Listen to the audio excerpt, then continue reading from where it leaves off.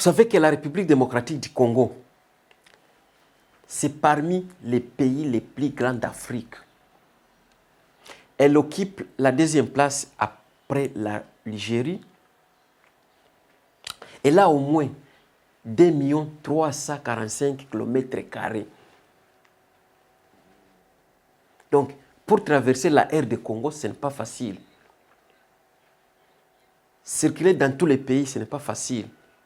Il faut utiliser au moins l'avion dans certaines provinces, si vous voulez visiter certaines provinces de ces pays-là. Surtout nous, qui vivons dans l'est du pays, Nord Kivu, Sud Kivu, même les Katanga, il faut utiliser l'avion pour rejoindre ou bien pour atteindre notre capitale, Kinshasa. Étant comédien, j'ai voulu aller performer mes activités de la comédie dans ma capitale, Kinshasa. Tellement que c'est là où il y a presque toutes les activités du pays. Toutes les institutions du pays sont à Kinshasa, leur siège. J'ai quitté Sud Kivu jusqu'à Kinshasa, dans l'avion. Comme à la coutume, comme la culture, vous savez qu'il y a les choses se conforment toujours à la norme. On était dans l'avion. Moins quelques minutes pour que l'avion puisse atterrir. Il y a eu une serveuse.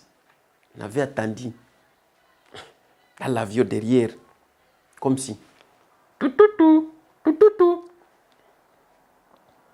S'il vous plaît, s'il vous plaît, s'il vous plaît.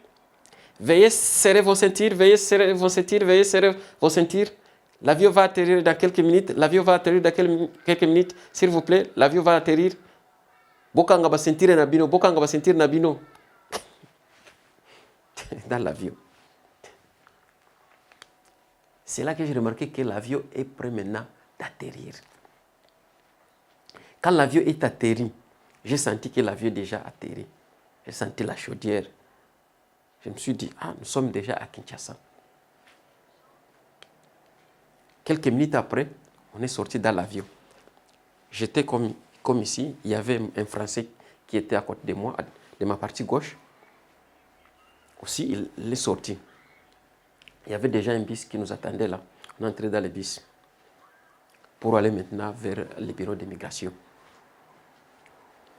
Quand on est arrivé tout près du bureau d'immigration, j'ai regardé sur la porte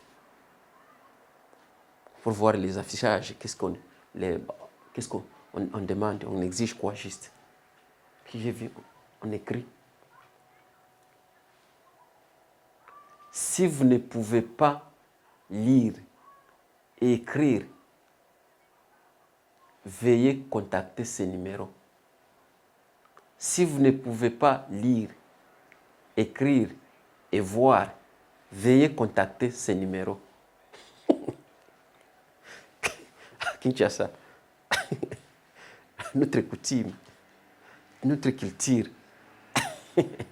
Si on ne peut pas lire, si on ne peut pas voir,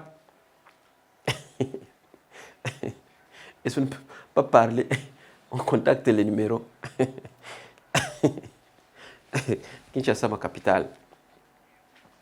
Alors, je suis entré dans le bureau. J'ai vu un papa qui était là. Il m'avait demandé, bonjour, je dis bonjour, comment ça va? Ça va bien. Tu parles quelle langue? Papa, tu écoutes déjà que je parle français, mais tu me demandes encore je parle. Non, je parle français et le swahili. Oh, tu es swahiliphone? Oui, je suis swahiliphone. De quel côté? Non, je viens dans l'est du pays. Oh, dans l'est du pays? Oh, oui, il y a la guerre. Oui, il y a la guerre. C'est vrai.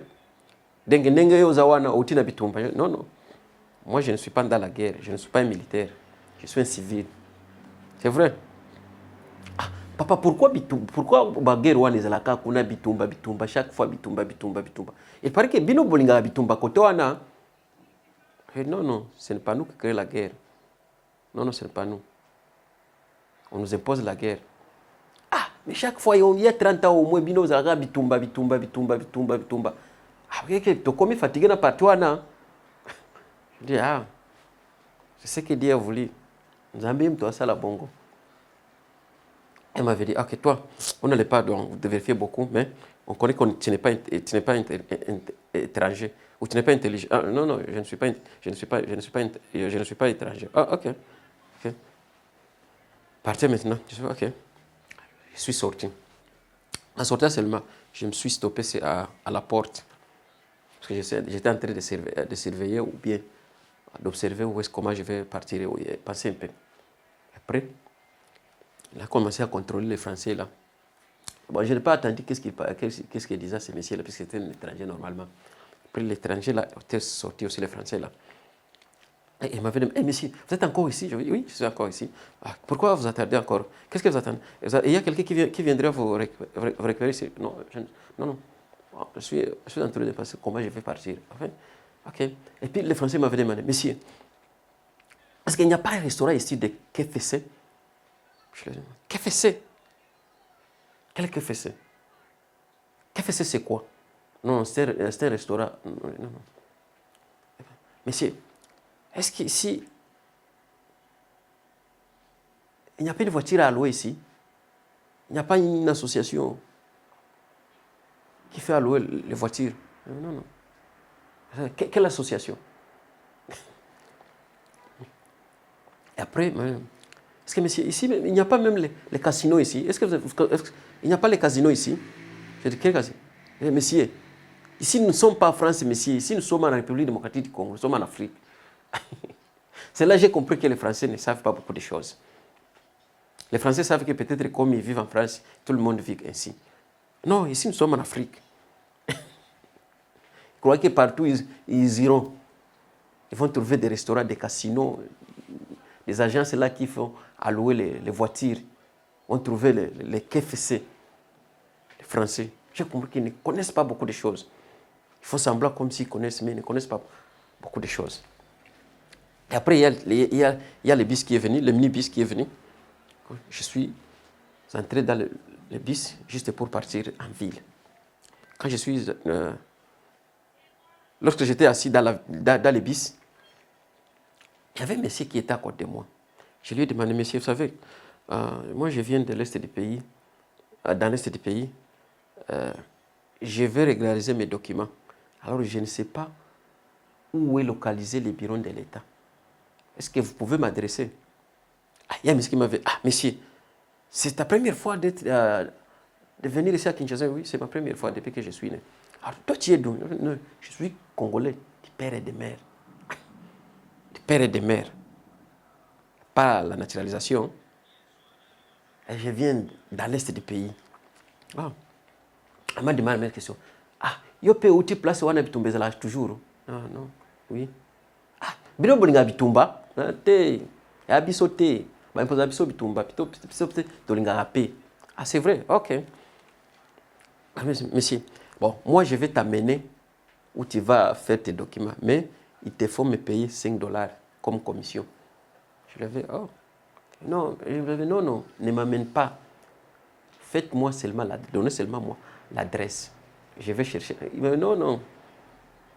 Pour bien arriver là, il faut que tu me payes. Si tu ne me payes pas, donc tu auras des problèmes au cours de la route. Je dis, non, non, non.